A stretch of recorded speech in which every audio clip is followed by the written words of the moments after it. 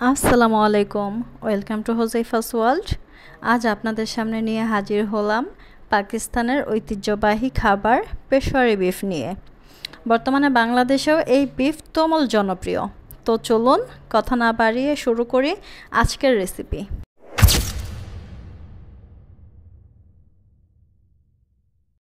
এখানে হাড় ও তেল সহ 1.5 কেজি গরুর মাংস নিয়েছি।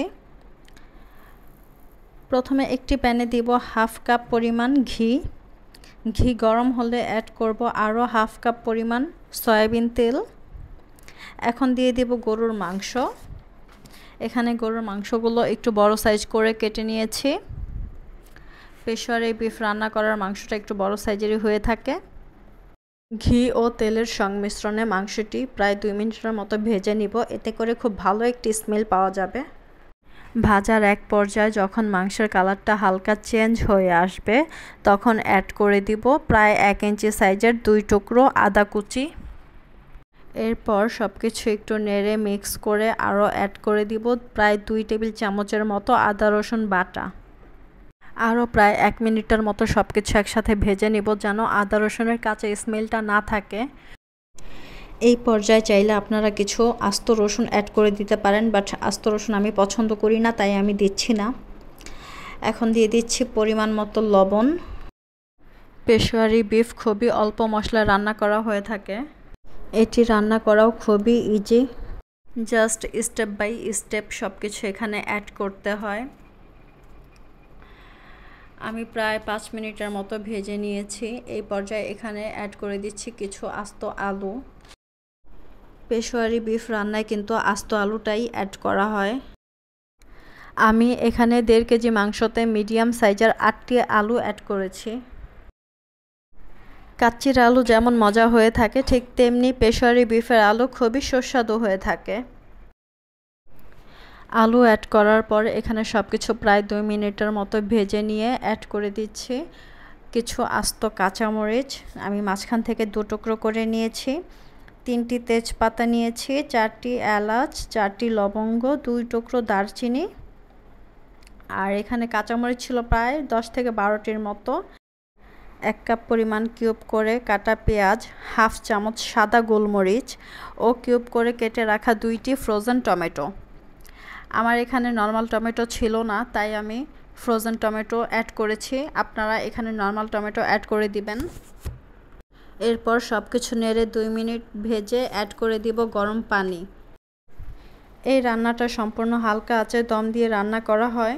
চুলায় একটি তাওয়া বসিয়ে দিয়েছি।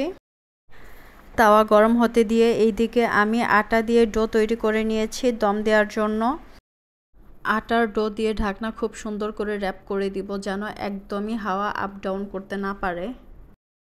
এখন তাওয়ার ওপর লো হিটে 2.5 থেকে 3 ঘন্টা রান্না করে নিব। এরপরে আমরা চলে যাচ্ছি পোলাও রান্নায়। এখানে আমরা শুরুতে কিছুটা ঘি দিয়ে নিয়েছি, এরপর দিয়ে দিলাম কিছুটা পরিমাণ তেল। এখানে গরম মশলা দিয়ে দিচ্ছি, তেজপাতা, দারচিনি, লবঙ্গ, এলাচ।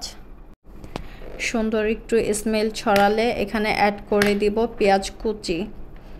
পেঁয়াজটা আমি হালকা ব্রাউন করে ভেজে নিব।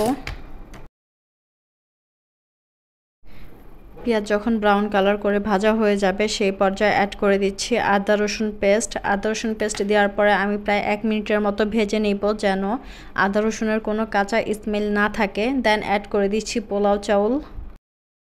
পোলাও চাউলটা রান্নার প্রায় আধা ঘন্টা আগে ধুয়ে পরিষ্কার পানিতে ভিজিয়ে রেখে তারপর পানি ঝরিয়ে নেবেন, এতে করে পোলাওটা খুব সুন্দর ঝরঝরে হয়। এই তো আমার চাউল ভাজা শেষ। এখন আমি অ্যাড করে দিচ্ছি গরম পানি।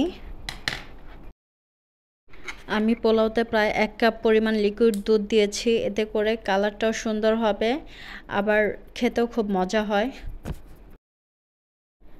এরপর অ্যাড করে দিব স্বাদ মতো লবণ, 5-6টির মতো কাঁচামরিচ আমি জাস্ট একটুখানি ভেঙে দিয়ে দিব। সব কিছু সুন্দরভাবে একসাথে মিক্স করে দেন প্রায় 10 থেকে 15 মিনিটের জন্য পোলাও দমে রেখে দিব। এই তো আমার পোলাও রান্না করা কমপ্লিট।